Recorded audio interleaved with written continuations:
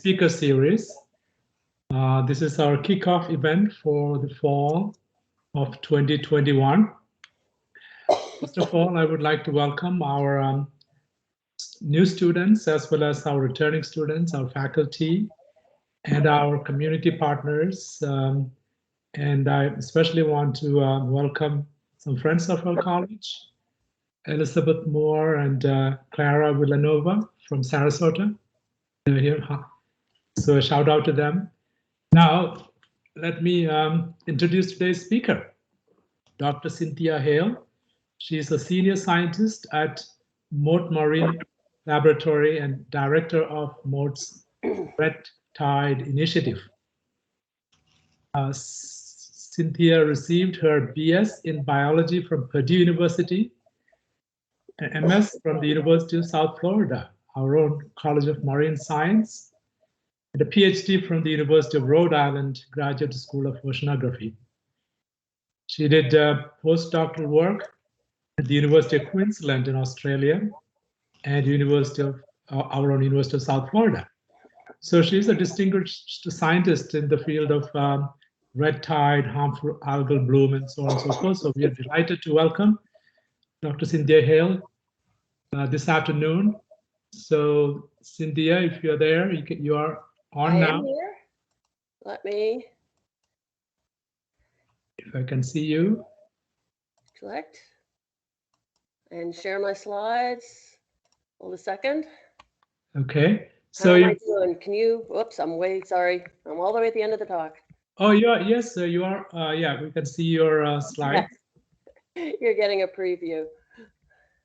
There. Okay, so you have about 30-35 minutes, and we would like to leave some time for Q&A. So the stage is yours. All right, thank you, Dean Periel. I appreciate the invitation to come speak with you. I have very fond memories of USF. I got my sea legs there. I learned that I was a researcher. I love to do research, and this USF was what first introduced me to Florida red tide, Karenia brevis, which is what I'm going to be talking about today, and the work that's being done mitigating red tide. And excuse me if I'm coughing, my asthma is kicking in because I've been exposed to red tide all day. So I apologize for that up front. I always like to start out giving you all a bit of a roadmap where I'm going to go in the talk so you know what to expect.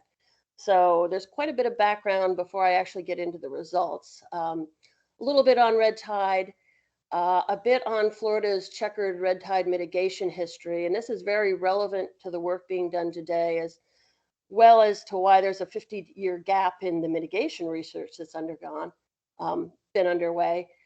A little bit about how we test the compounds at Moat, at the Institute, and at Moat. There are a variety of researchers involved in this.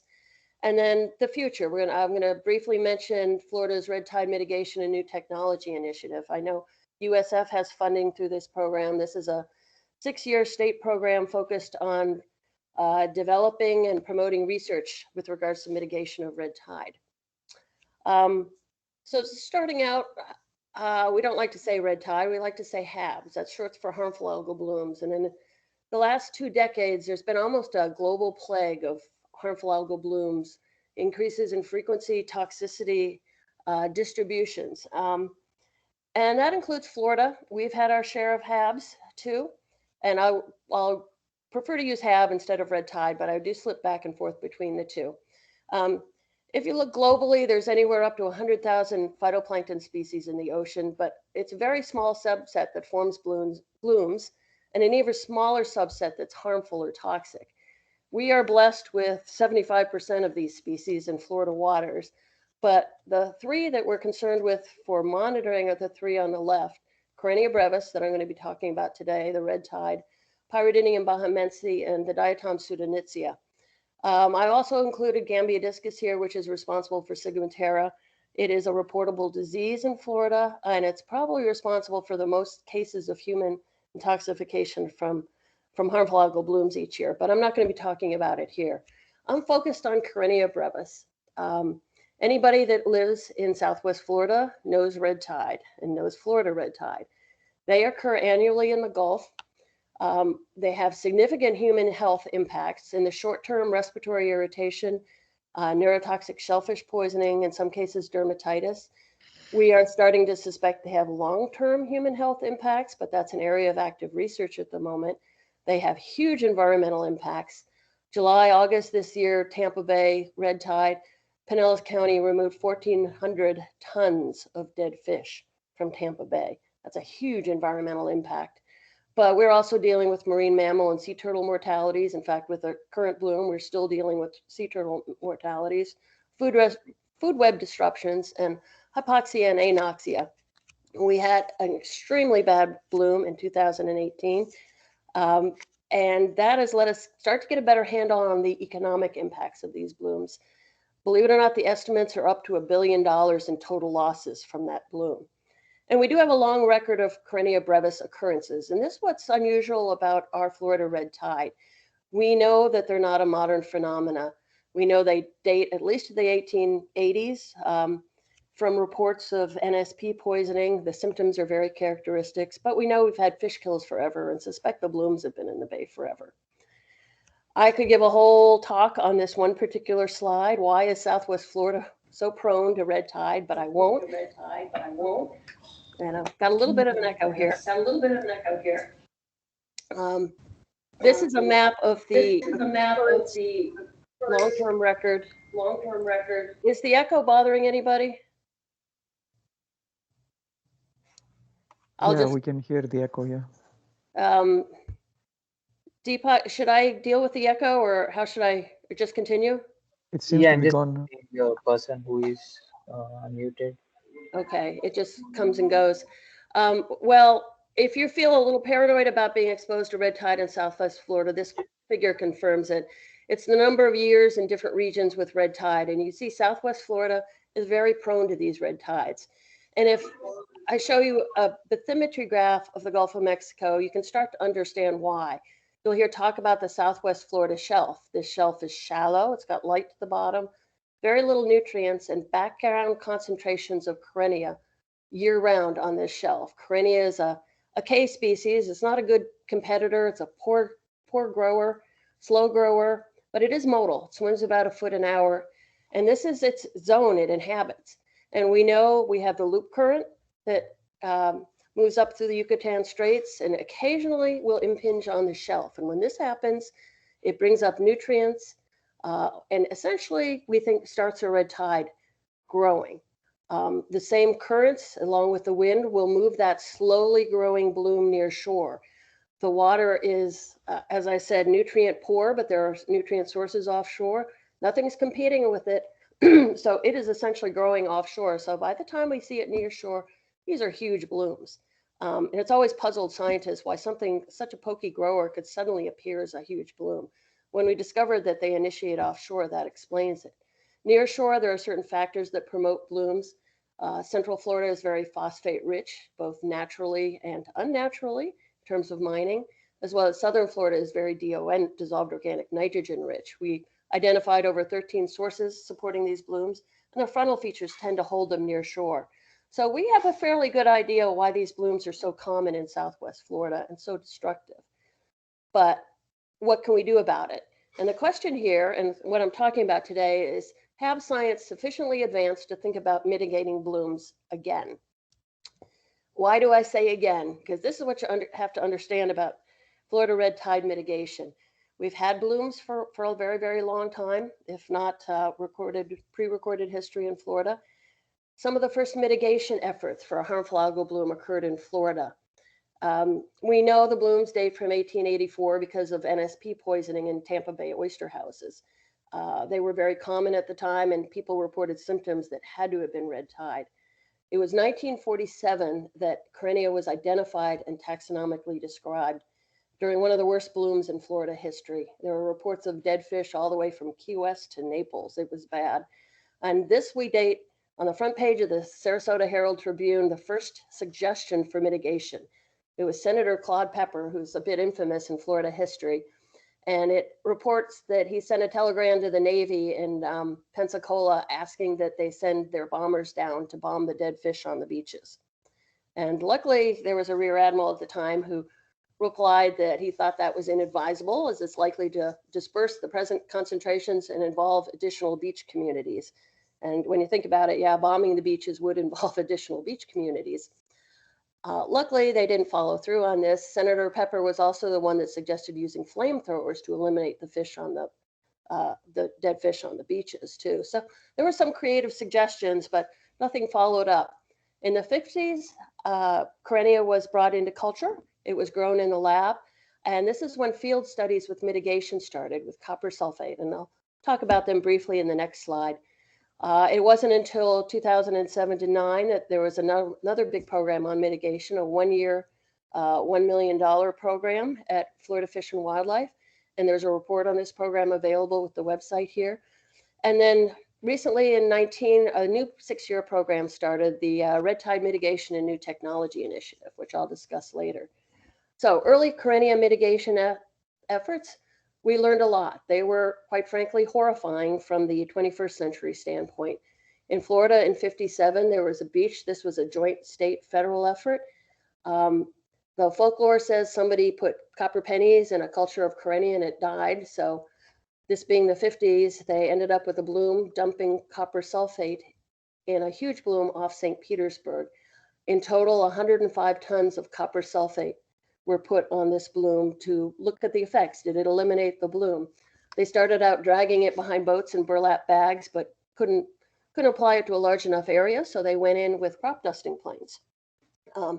It did kill the cells, but when the cells die, they release the toxins, and it had no effect upon toxins. And 2 weeks later, tides brought the bloom back in. So that was a lesson learned.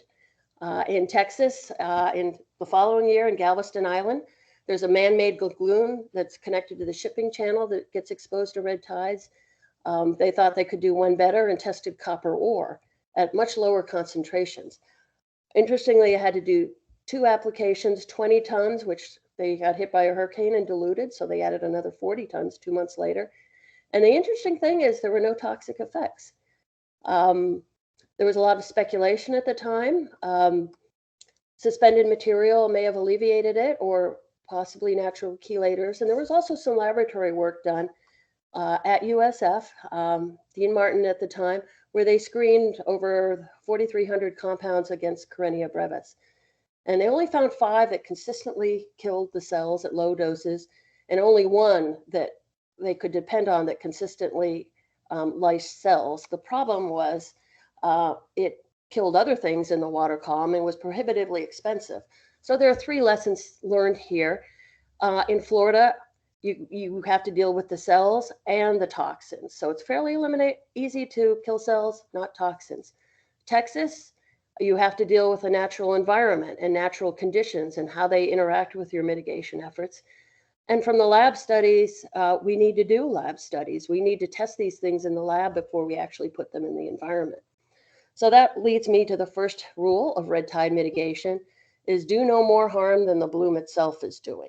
So you have to be very careful that you don't make the matters worse. And this is actually a bloom offshore, what it looks like. It's not dark red. It's kind of a really interesting glowing green color. And this is just a schematic of that.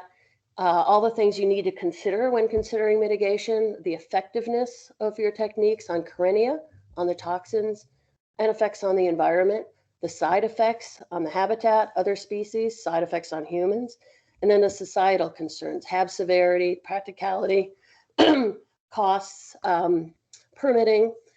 All these things have to be considered, and we want something that is economically sound, economically feasible, and logistically possible. Excuse me. It's the asthma kicking in again. And this is just a little bit of background to educate you on types of mitigation. People think mitigation, they think, oh, clay. We're putting clay on the bloom. There's actually 3 different types of mitigation. One is prevention strategies, stopping the bloom from occurring or minimizing their incidence and their extent. This is the preferred approach. It's also the most difficult approach. Control strategies, which is what the majority of things are focusing on these days, focusing on limiting the impacts by killing the organisms and removing the toxins. Or actually, and there are various types that I've listed here, and mitigation strategies, where you're not dealing with the causative organism directly, you're dealing with the impacts of that organism, whether it's improved monitoring, harvesting bans for shellfish, better remote sensing, better forecasting models. So it's an indirect type of mitigation. So what do I want you to take away? Why is it so hard to kill red tide? Well, the simple answer is it's not hard. We do it with bleach in the lab, but we can't put bleach into Sarasota Bay. And we're not just concerned with the cells. When you kill the cells break apart and the top brevetoxins leach into the environment and become more toxic. And we also have to be concerned with doing no further harm. And this is just a graphical representation of that. We need to either control the bloom itself with various means, or we need to control the impacts of the bloom. And this can take various forms, reducing aerosol production, which is something I've focused on, reduce the environmental impacts, for example, dealing with the dead fish, or alter human behavior. People simply don't go to the beach when there's a red tide there. That's a form of mitigation. Well, I'm director of Moat's new Red Tide Institute. We were established, just a smidgen of background here, in 2018 with a donation from the Economos Foundation. Dr. Economos is a retired media mogul who was born and raised in Sarasota, and he does not like red tide, and he wants us to do something about it. Our goal is essentially reducing adverse impacts of red tide, and doing this through a rigorous scientific method to develop a toolbox. And just a few details about the Institute there, and people can contact me later if they're at all interested. But 2 years ago, I showed up on the doorstep again here in South Florida, and I was like, where do we start to mitigate? Well, the 2018 was so bad that the state did provide some initial funding. Moat was collaborating with FWI and testing various compounds from different companies. A lot of these were largely freshwater algicides, seeing if they had sufficient efficacy to eliminate both cells and brevetoxins of Corynea. We had developed a tiered testing system. So we wanted to be a reproducible, rigorous testing system that we can use with different technologies, with different compounds. My initially coming in as a scientist, my first thought is, all right, people are mitigating HABs all over the world. What are they doing? From a literature review, we were able to identify 125 likely compounds and screen these for a variety of things: the applicability to non-thecate dinoflagellates, costs, availability. Some of these things look promising, but I would have had to buy a ton of it on Alibaba, and that's not practicality there. And we narrowed that down to 25 resulting compounds, which we have tested against both the cells and the toxins. How do we do it? I mentioned a tiered system. We essentially developed tier 1, tier 2, and tier 3, and it's a progressive sequence that we use for most of the compounds we're testing. Tier 1 is laboratory experiments, essentially testing compounds in the lab with cultures of Corynea and replicated experiments, and asking very simple questions. Does it kill the cells, and does it eliminate toxins in the lab? What is the efficacy? What is the correct dosage? What is the application method? And this involves some fairly complex experiments, but it is controllable in the lab. If a compound passes tier 1, and I would say roughly 85% of the compounds we've tested have not passed tier 1. If they're not, we don't judge them sufficiently. The efficacy is not sufficient to follow up. As Dr. Crosby says, it goes to the off-ramp and we concentrate on something else. But if it is effective, we take it to the next step and work with mesocosms. And Moat has a new mesocosm facility at our aquaculture park in Sarasota that's dedicated to mitigation testing. This is provided free of charge to people who are interested in testing mitigation as part of the new initiative program. And we look at the effects on natural communities. There's targeted toxicity tests on other organisms. We look at the effects on the environment. Do they produce nutrients? Are there other detrimental side effects? What are the logistical issues associated with applying the compound or the technique over a large area? And if it's successful, then we move on to tier 3. We look at it in a bloom with pilot studies and field demonstrations. And this is only done after we apply for permits. And this is a protracted process over a year, involving several federal and state agencies. They're working to streamline it, but at the moment it's It's a complicated process. So results, you've borne with me. I appreciate that. This graph takes a little bit of explaining. It's sort of a stop-go graph, what worked, what didn't work. A lot of the compounds we've tested at the Institute are listed on the left, and I've got two columns, cells and brevetoxins. With the cells on the left, it shows the effects after 24 hours on cells and after 48 hours.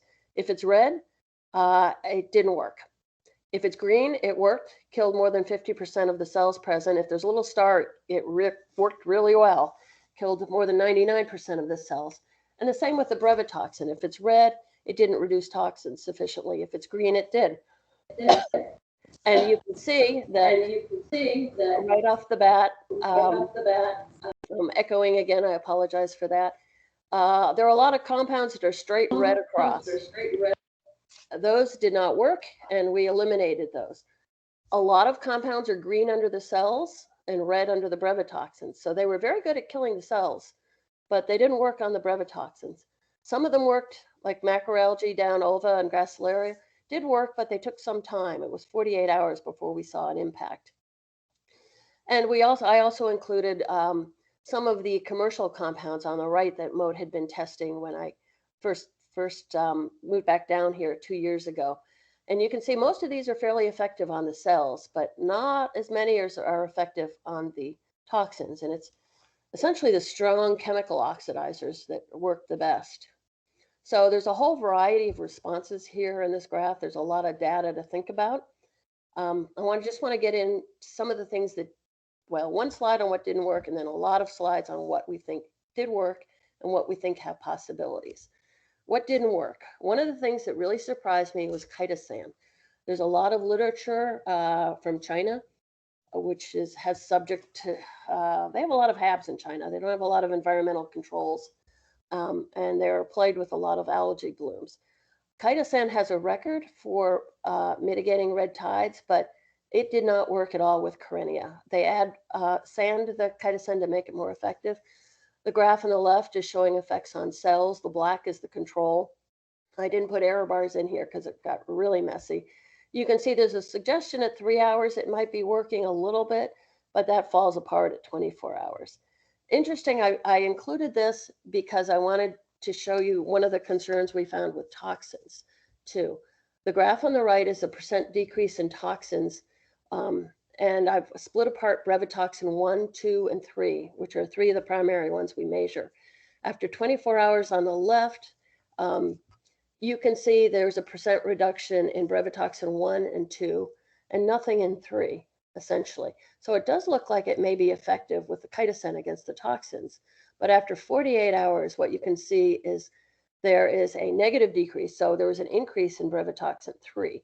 And this is something we've come up against quite frequently in these mitigation tier 1 studies, is that brevetoxin 1 and 2 is actually being converted to 3. So as the cells lyse, brevetoxin 2 is in the cells. Brevetoxin 3 is the dominant form in the environment. And as those 2 is released, they are degrading to brevetoxin 3, which is more toxic. So we do need to be careful and not just monitor toxins, but monitor specific toxins, brevetoxin 1, 2, and 3 in these experiments, because some of them we're actually seeing conversion of the toxins. But what did work? Well, one of the things that worked, believe it or not, are macroalgae. Ulva, which is sea lettuce, the big flat leafy blades that seems to grow like a weed in Florida during certain seasons, and gracilaria were 2 that worked. I've put graphs on the bottom of the slide. You can see % reduction in cells, % reduction in brevetoxins. You can see gracilaria and ulva were the winners, almost 100% reduction in cells. A little less efficient with the toxins, 55 to 65%. Excuse me, it's very species specific.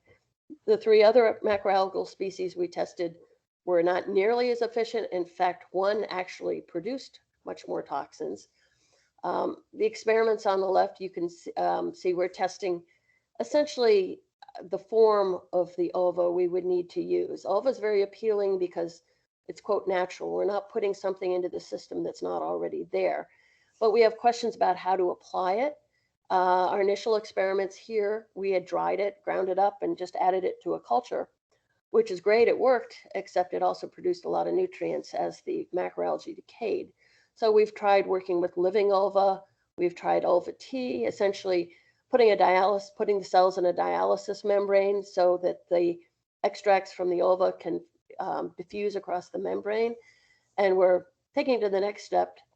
We believe it's polyunsaturated fatty acids and extracting those and working with those. So we know we have something that works. It's just a question of the practicalities of how we're going to apply it and the best method to do this, and the most logistically feasible. Believe it or not, another thing that worked was in the literature, which surprised me, was curcumin, which is essentially a substance in turmeric. They sell it in the vitamin aisle at Walmart. It worked very well on cells, 100% very fast at low concentrations. And it worked with toxins up to 70% after 48 hours. And we're following up with this. The one drawback to curcumin is it discolors the water orange. And we're kind of figuring out how to get around having an orange bay. It's not very appealing. We're actually talking with some growers of turmeric in Hawaii who have a non-colored clone that they're working with. So there's some possibilities there. So curcumin is actually being followed up. It's completed tier 1 testing, and we're probably be testing it in mesocosms in the fall. Something called Quats, which stands for quaternary amine compounds. These are FDA-approved cationic surfactants. Essentially, these are compounds that bind to negatively charged cell walls and essentially disrupt the biological function. They disrupt the membranes and the enzymes. The appealing thing about Quats, they've been tested primarily with blue-green algae and freshwater systems, is that they're very easy with some polymer chemistry to adhere them to a surface, which is how we've been applying them. And if you have something on a surface, you can apply it in the water and then remove it from the water. Curcumin, once you apply it, you cannot remove it from the water. We've tested Quats. We've adhered them to concrete aggregates. The interns call them the concrete meatballs. We've also used fiberglass substrates, fiberglass tape here, and they've proven to be very effective on the cells as well as the toxins. And we're not seeing a shift in form of toxin. We're getting a reduction in overall toxins with these. So we're following these up with possibly adhering them to carbonate shells, and we're moving on into tier 2 this fall. We're going to be testing them in mesocosms. And right now we're trying to wrap our heads around how we would apply fiberglass tape or fiberglass sheet in a much larger 1,000-liter volume to test this. Clay flocculation, you've probably heard about. There's been research on this. This was the one thing that's been tested from the 90s forward. It is in South Korea, the way they deal with harmful algal blooms and their fish aquaculture pens by spraying clay. Essentially what happens is the particles will collide with the cells and adhere to them and sink them to the bottom. This is in tier 2 and tier 3 testing. I'm just going to mention it here. This is a collaborative work between Woods Hole, Florida Fish and Wildlife. USF has been involved in marine science, some of the initial work, and other moat scientists here. It is a tier 1. They were testing it at the dock here. And the amount of clay, 2 points, the amount of clay they add is not sufficient. You're not going to see inches of clay on the bottom, as people have been concerned about. And they're also not using mosaic clay, radioactive Florida clay. This is a non-radioactive kaolinite clay developed by Chinese collaborators with Woods Hole. So this is actively being tested. The other promising thing is ozonation. And this is something that developed at Moat. We have an aquarium where we have manatees, sea otters, reptiles, fish, and the water intake for the aquarium is at our dock in New Pass at the entrance to Sarasota Bay. So when there's a red tide, like there is right now, the water coming in has red tide in it, and we don't want our animals dying. So what they developed was an ozonation system that is used for the aquarium.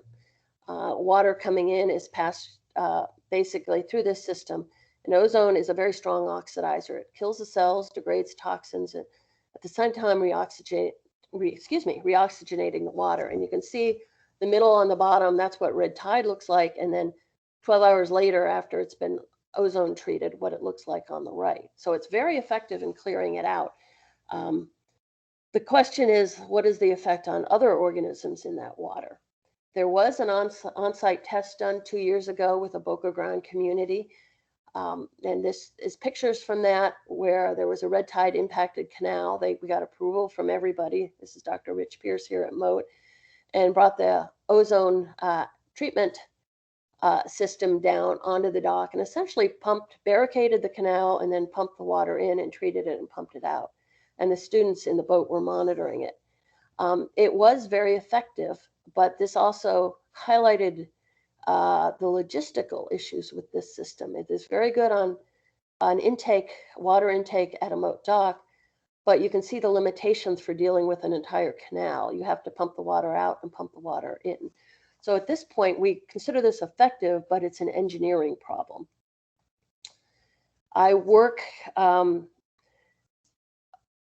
PhD research actually had to do with humic acids and tannins in freshwater systems and their effect on HAB. So I was interested to see if I could play with the roles of surfactants in mitigating brevetoxin aerosolization. Surfactants are compounds that essentially change the surface physical characteristics of the water in such a way that you get a reduction in aerosols. And we've tested this actually in the brown compounds you see in the bucket in the Peace River there, looking at the impacts on aerosol production. And they are actually quite effective anywhere, depending on the compound you're looking at, from 75 to 99% efficient in reducing aerosol production when you add them. And they are a natural form of dissolved organic carbon in the system. Again, at this point, it's a question of how do we apply them? What is the engineering involved? And you can kind of see it's possibly if you have a seafood restaurant on the beach where people are breathing in and you don't want them to breathe in the brevetoxins, this might be a way to mitigate that. And the last one I wanted to talk about briefly is how do you mitigate dead fish? As I said, they pulled 1,400 tons of dead fish were removed from Tampa Bay in July and August this year with a very unusual red tide. Usually it doesn't get that far into Tampa Bay, but it was a drought year, so the salinities were much higher than normal. Yes, Piney Point undoubtedly contributed to it, but so did the dead fish producing nutrients. This is a project I have with Mike Parsons at Florida Gulf Coast University, and one of the initiative projects actually state funded. We asked 3 questions. It shouldn't be first, I just saw that. Dead fish are the #1 nutrient sources for blooms in terms of the size of the flux. Can we get a better number on how much nutrients we'd reduce if we remove those dead fish? So we've been doing experiments with decaying fish in warm and cold coolers, measuring nutrients. It's as appetizing and appealing as it sounds.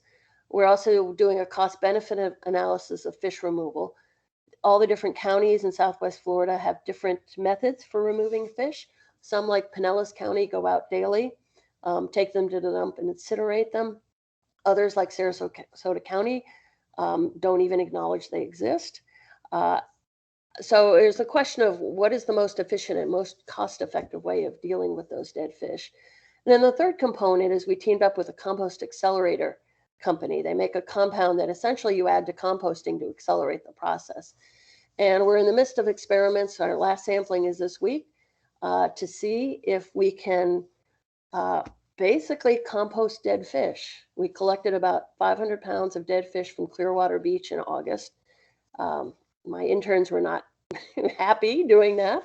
That was an interesting experience. Returned them to the Moat, and I actually returned them down to Florida Gulf Coast. And that big bin you see is where they're composting the dead fish. They've added the accelerator. And what we're essentially doing is measuring the toxins over time. What's the decay rate of toxins? Can we produce a utilizable fertilizer from these dead fish? So if the fish have to die, there's not much we can do about that, but can we put those fish that wash up to a use, essentially, and produce fertilizer from them? And we're going to be testing those on one of the golf courses on Longboat Key here. So the way forward. what I wanted to end on is talking about, I've mentioned it throughout the talk, the Florida Red Tide Control, Mitigation, Control, and New Technology Initiative. And I briefly put in here, there are federal programs. To remind myself, NOAA has a Prevention, Control, and Mitigation of HABs program. So I've been largely focused on the state programs. But the New Technology Initiative, briefly, was signed by Governor DeSantis in 2019. It's a 6-year program with funds to FWC, $18 million, so $3 million a year. And the intent of the legislature was to develop mitigation technologies and approaches to address the impacts of red tide. One of the issues of dealing with research in red tides is you do need sustained funding. And to look at multiple blooms and do a lot of in situ testing with blooms. And while they happen every year, sometimes they're not quite as predictable. If we have a bad year like 18, there's a lot of attention, but 19, we had a very small bloom south off Naples. So it wasn't brought to a lot of people's attention. So people forget about red tide, and that's been hard to sustain research programs. Especially with mitigation. If there's no red tide, why should we be trying to mitigate it? So the intent of this was to provide a sustained funding source for research. And there are various parts to this initiative, developing the essential infrastructure to do the testing, both a culture facility and a mesocosm facility. We have moat-led projects. A moat is actually the subcontractor administering the program, as well as partner-led projects. Every year there is a request for proposals, and they fund, to date, they've funded over 21 projects for everybody from commercial companies to USF has, I know, at least one project, other universities, private individuals, anybody essentially with a good red tide idea. And I mention this because there's a new RFP. It comes out in December of every year. And I can provide you with the contact information to get on the mailing list for that. But we're also leveraging other funds, and there is quite extensive contract and legislative reporting associated with this law. Some of the projects that have been funded, as I mentioned, there's more than 22. I've listed some of them, not all of them on the right. It's everything from algacidal bacteria to beer-derived flavonoids from the waste associated with making beer. That's not my project. I wish it was. Clay, shrouds with integrated algicides, some new technologies, including one of my projects using qPCR, portable phone-based detection of Corynea, teaching citizen science to do this. Nanotechnology, adapting technology from oil recovery, using magnetic particles treated in a substance that will adhere to the cells and the toxins. So there's quite a range of different possibilities here. Some of these are very futuristic and some are very, very practical at the moment. There's a push to actually fast track a lot of these for deployment and in situ testing, especially after the current bloom. And as I mentioned, there will be a request for proposals coming out this December. It comes out every year. The funding range is anywhere between $50,000 and $250,000 per project too. And the proposal process is not very onerous. It's a 5-page proposal. So I'm encouraging people, if you have any interest at all, this is my recruiting slide. Please drop me an email. I can give you more information and more contacts for this. So what I want you to conclude about red tide mitigation in Florida. One is there's really no magic bullet cure. People want to know what the solution is, and there's really no one solution. All of these technologies and compounds that I've told you about today have advantages and disadvantages, and possibly different potential uses. What we're hoping is that through very rigorous scientific testing, that we're going to develop essentially a toolbox of these technologies and compounds so we can pick and choose. And associated with that scientific testing is knowledge about where and how best to apply these techniques too. Are you dealing with a canal that's already been red tide ravaged, everything's dead? Or are you dealing with Sarasota Bay where you don't want to do further harm? If you remember back, I mentioned the ideal mitigation technology is to target the blooms offshore where they initiate. Currently, that's impractical for a couple of reasons. We know they bloom initiate offshore anywhere between Pasco County and Naples. That's a huge area. It's at depth with low concentrations. You can't see it with satellites. And we usually find it about once every 3 or 4 years, usually by sheer luck, although our technology is improving. And the other point about this I wanted to make is we don't know what the ecological function of these red tides are. They fix a lot of carbon. They're very, very productive and pump that into the ecosystem. If we were to cut that off, we don't know what the impacts would be. Yes, they're toxic, but they're also extremely productive. And the Eastern Gulf of Mexico is incredibly productive for fisheries. So the actual effects of cutting off a bloom at the initiation would be something that would need to be researched. As I said, target the strategy to the situation, possibly use a combination of strategies. Some things we found work better at killing cells. Some things work better with the toxins. Very few things are effective at dealing with both. So possibly we need to use a combination of different technologies. And there's been recent suggestions that maybe we shouldn't be killing the Corynea. Maybe we can just slow its growth so other things can outcompete it. And I haven't mentioned it here, but I wanted to end that it's not simply a question of adding a compound and eliminating the red tide. We need to assess what is successful, and we need to figure out how to assess this. So there are monitoring needs. We can't just add something. We need to be able to say, yes, it was this effective or not effective. So it's not simply enough to mitigate the bloom. There's also associated monitoring needs that come with that. And I was asked to essentially include a call to action for the students involved with opportunities. If you're at all interested in red tide research, first of all, I can recommend the University of South Florida, where I got my master's with red tide research. But there are a lot of volunteer opportunities. At Moat Marine Lab, we have a volunteer corps that's over 1,200 strong. And there are various things you can volunteer, everything from the aquarium to actually aquarium maintenance diver, education assistance, special events. And the specific research groups also have volunteers. We have volunteers at the Institute that help us with various things. Moat also has an extensive internship program. Most of the research groups do take interns from these programs. And the three I thought were especially applicable to USF undergraduates were our college internship program. We have more than 200 students a year, and the application is throughout the year. I've included here.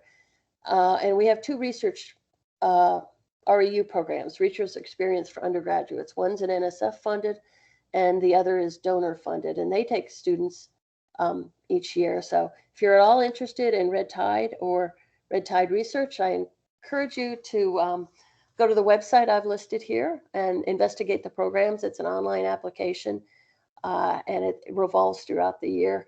Most of these are actually paid internships too. And with that, I'd like to end and just acknowledge the staff at the Institute, as well as our funding agencies, the Barancik and Economos Foundations, NOAA, Florida Sea Grant, and the Florida Red Tide Initiative, as well as the other groups at Moat. And I'd like to end with this slide. This is from May NOAA cruise my staff was out on. I didn't realize whale sharks actually got into the Gulf of Mexico, and they encountered a pod of 5 of them. So even I learned new things. And with that, I'd be happy to take any questions you have. Wonderful. Thank you, Dr. Heil. That is the perfect timing, actually. I was about to interrupt you. So we have about 15 minutes or so for questions.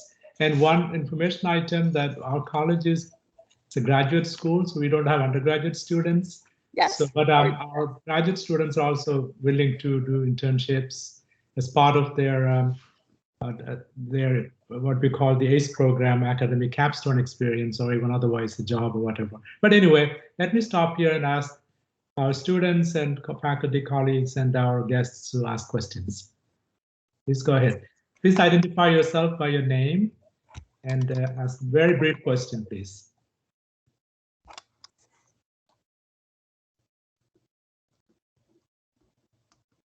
Anybody to volunteer? Somebody's got to have a question. Everybody has red tide questions. Yeah, George Philippidis. Yes, George. Hey, Cindy, can you hear me? Yes, I can.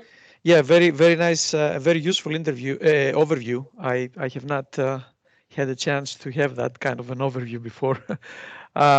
Question, so at the end of the 6-year funding, the state is planning to deploy the most promising technologies or technology? Well, that's one of the questions. With right now, we're being encouraged, and Dr.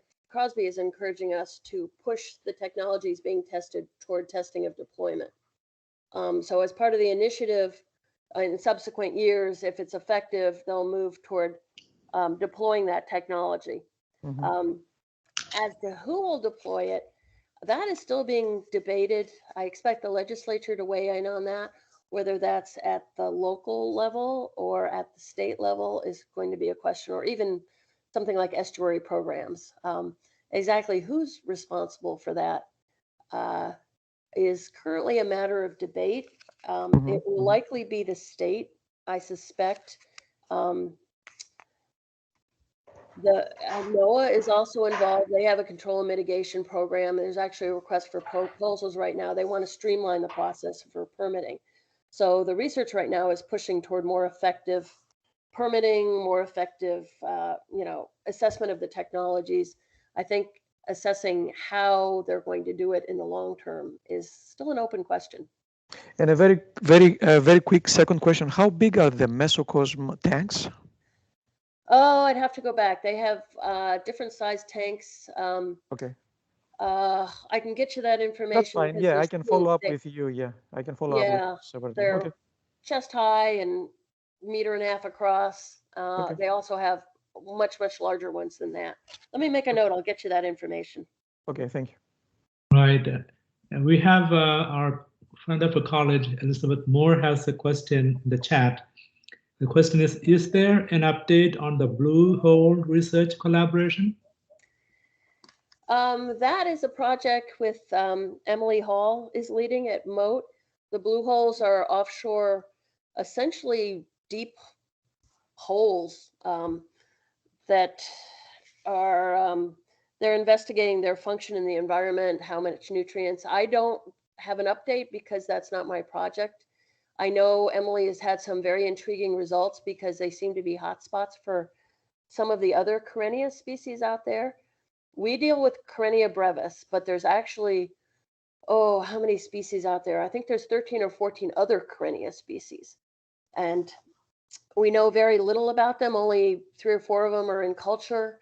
We don't know their toxin profiles. They don't seem to dominate blooms, but the blue holes intrigue me because they seem to be hotspots for these other species. So I wish I could provide you with more of an update. But just from my standpoint, that's sort of the Karenia take on the blue holes. But I know they've been out there. They were out there a few months back too, diving. So the question I have is that I'm sure this is a rather ordinary person's question. I'm not a scientist from that point of view. Is it possible to harvest the algae and use it for some purpose, if that is one way to get rid of them, rather than using chemicals to kill the cells? Well, that's it's been suggested for freshwater cyanobacteria because, like Microcystis and Lake Okeechobee, because they're buoyant, they tend to float to the surface, and you can skim off a layer. And I think they have a remote platform where they're intending to skim off that layer and either incinerate it or somehow produce a utilizable compound out of it. It's a little harder with Karenia brevis because they are motile, they have 2 flagella, they swim about 1 foot an hour, and they are positively phototactic, negatively geotactic. This is my master's. They swim toward the light, away from gravity, but they're subject to the current, so they can be anywhere in that water column. So collecting it is an issue. You need to know where they are to collect it. So yeah, that has been suggested. It's just there are some logistical issues dealing with a motile dinoflagellate rather than just a buoyant cyanobacteria. But yeah, no, that has been suggested, and I think they're pursuing it for cyanobacteria right now. Any other questions? What else? The dead fish, even before they die, there must be a stage where they suffocate, right? Because lack of oxygen, or are they dying because of the toxins? No, they're dying because of the toxins, whether it's dissolved in the water or it passes over the gills. Essentially, they're absorbed into the bloodstream, and they're sodium channel blockers. So it's not a dissolved oxygen issue in the water. But that being said, sometimes you do get anoxia and hypoxia associated with these blooms. Luckily, it's fairly rare. The last major anoxia event was in 2005 with a bloom off of just north of St. Petersburg toward the middle grounds. There were 25,000 square kilometers of the Gulf went anoxic in the middle of a Corynea bloom. So anoxia can be quite significant with these blooms. Luckily, it's rare. But the mode of action is the toxin across the gills on the membrane. Okay. Others, our students, do you have any questions from sustainability points of view about, or anything related to climate change? Or Climate change is something we're very concerned about with Corynea. And that's actually my NOAA grant right now. We're looking at the factors that underlie expansion of blooms. Why do we have really bad blooms in certain years, like 2001, 2005? We had horrendous blooms that lasted through the summer, which these blooms normally don't do. They usually end by April. And it pulls in climate change, because one of the impacts of climate change in Florida, they're suggesting, is bigger, not necessarily more, but larger, more intense hurricanes. And these bad bloom years seem to coincide with bad hurricane years.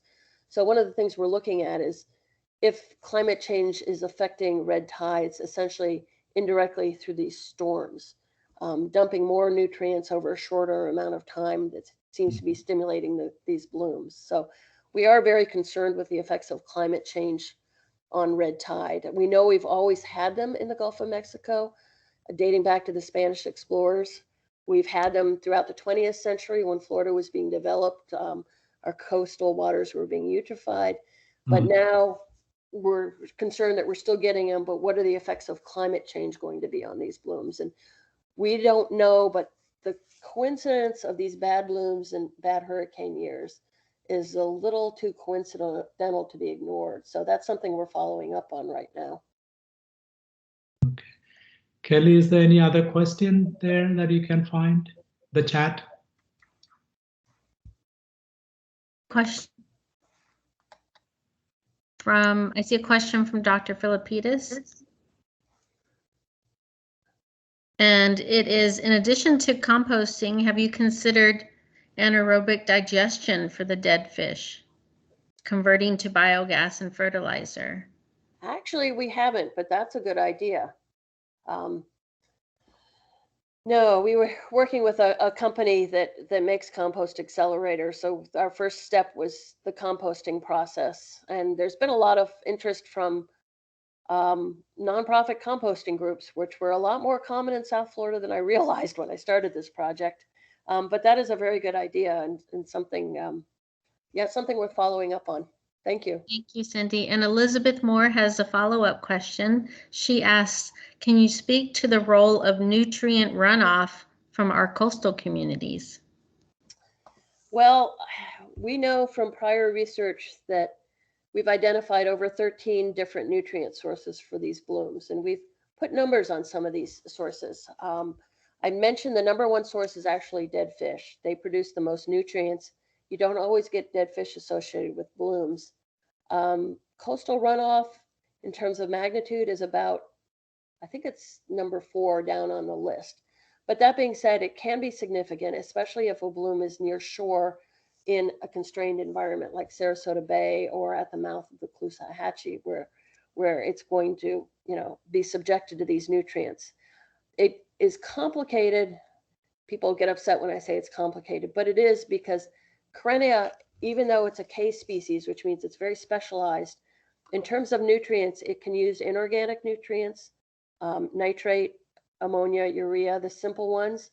It can use chemically complex dissolved organic nutrients, dissolved organic nitrogen, And it can also, believe it or not, ingest certain types of very small cyanobacteria.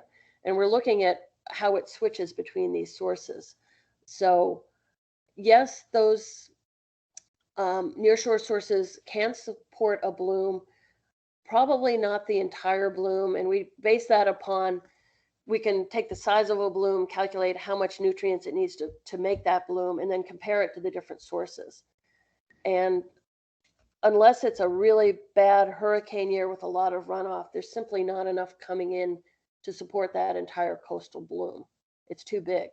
But the nearshore in Sarasota Bay, yes, it does probably contribute. In fact, we've done some experiments with stormwater runoff in Sarasota Bay recently that suggests that it's picking and choosing what particular dissolved organic nitrogen it likes from that stormwater. And it likes quite a lot of it. So that's something, it's as an area of active research, and we're trying to pin it down a little more than it's currently pinned down. If we mitigate those sources, eliminate them, do I think red tide's going to go away? No, because we've had it long before Florida was settled, before we had the runoff. We should be doing that anyway for water quality, to improve our water quality, but not with the expectation it's going to make the red tide go away, is the bottom line. All right, I know that you have, some cough issues, and we don't want to prolong your conversation, but we really appreciate, being our first speaker, first sustainability speaker series. So thanks again, and thanks for all the participants and our guest Elizabeth Moore. Questions. Thanks everyone. See you until next time. Thank you. And I should mention, for the graduate students there, we also, although we don't have grad students at Moat, we have a lot of graduate students conducting research at Moat. So it's possible to do collaborations if you're interested, and some of your research relates to red tide, to collaborate with the scientists at Moat too. Sure, we'll note of that. Okay. Thank you. Thank you very Cindy. much. Nice seeing you again. Yeah, bye-bye.